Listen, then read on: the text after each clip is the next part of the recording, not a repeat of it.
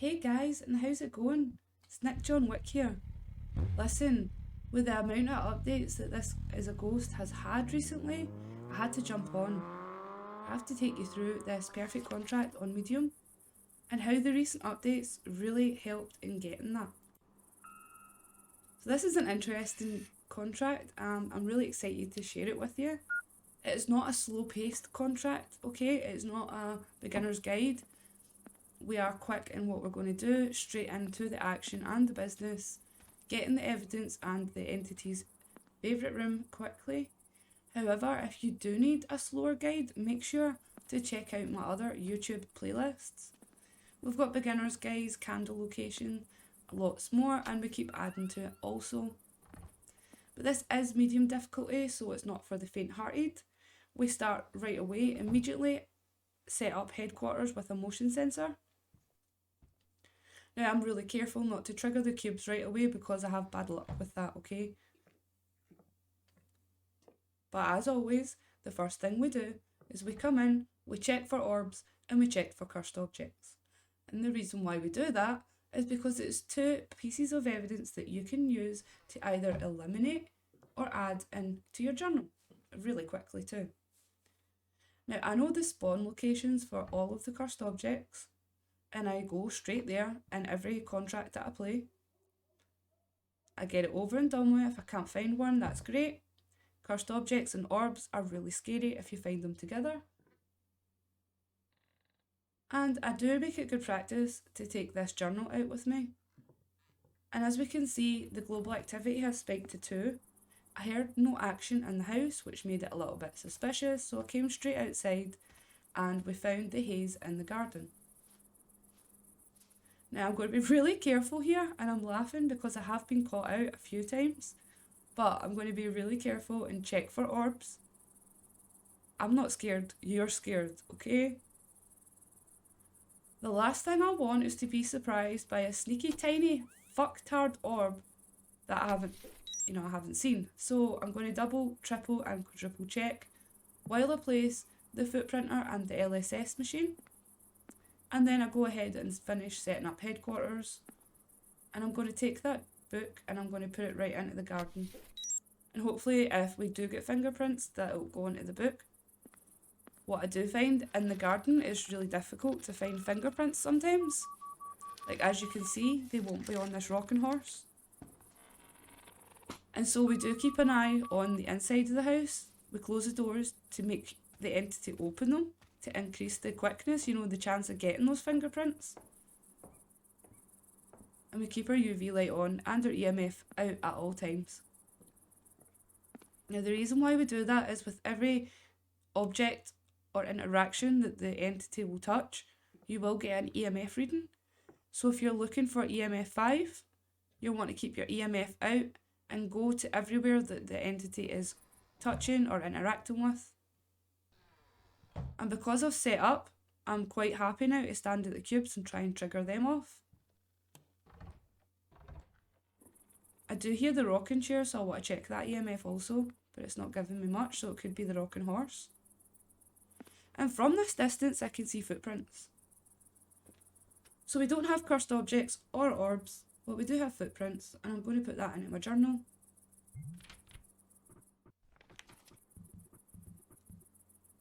And I'm going to head on over and take a photo of the footprints.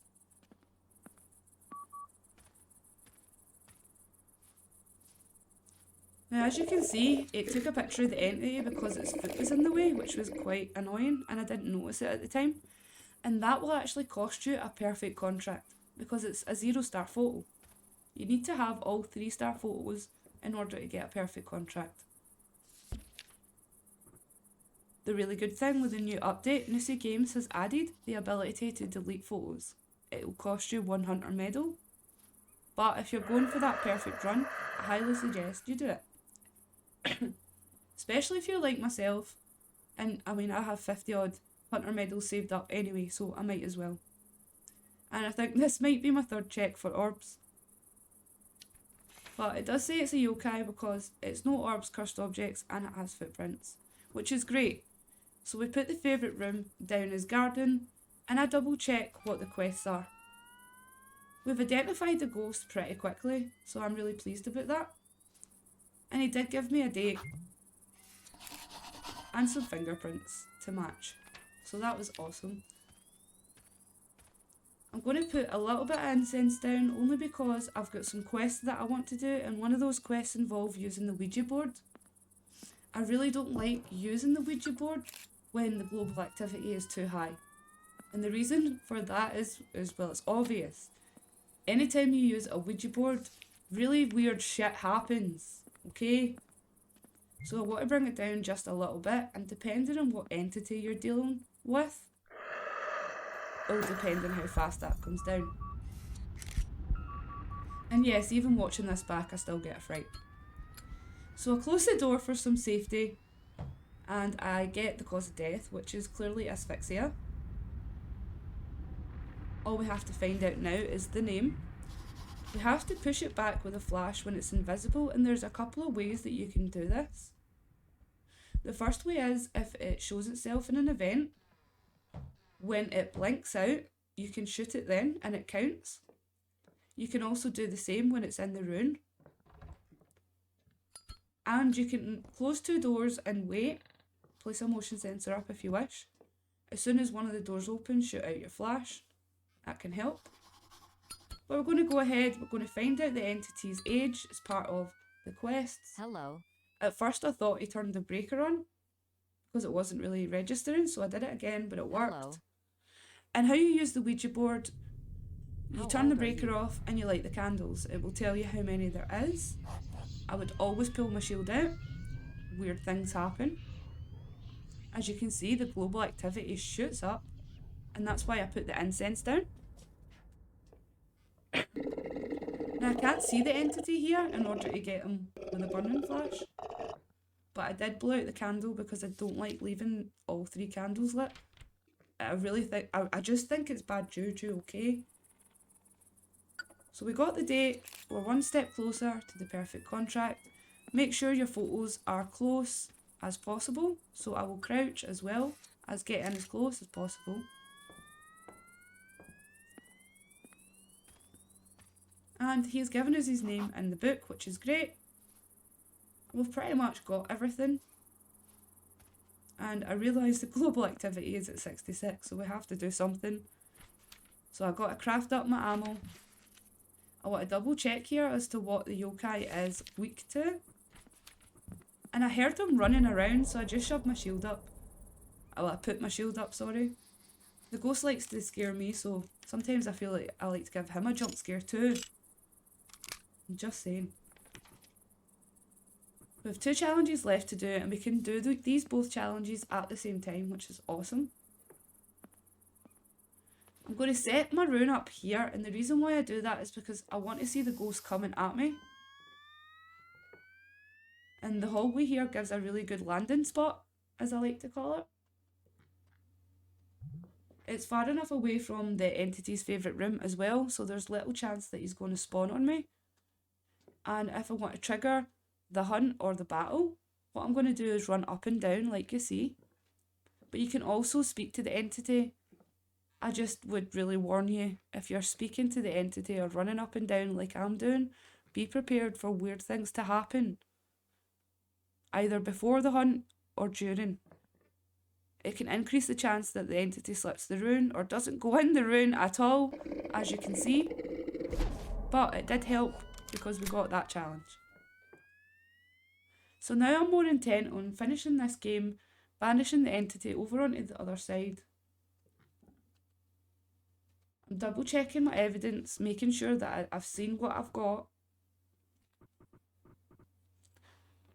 I actually thought for a second that I might have the wrong behaviour because the entity didn't go in the rune at all. But I stuck with my gut. And the reason why I thought it was residual, it wasn't aggressive enough to be vengeful, and it didn't give me a jump scare on those 2 events that it had. So I just stuck with my gut, stayed strong, and you can now see where the entity's coming from with those particles. That's another new update, which I am a fan of. So as you can see, here he comes, and he's spinning in his rune, so that means it is the correct entity. as soon as that quest is ticked off, I shoot the entity, because not long after it will disappear, so I do want to get a shot in. I am Scottish. We're a little bit fighters, you know. Now don't worry, sometimes it can take 3-4 hits, maybe all of your runes.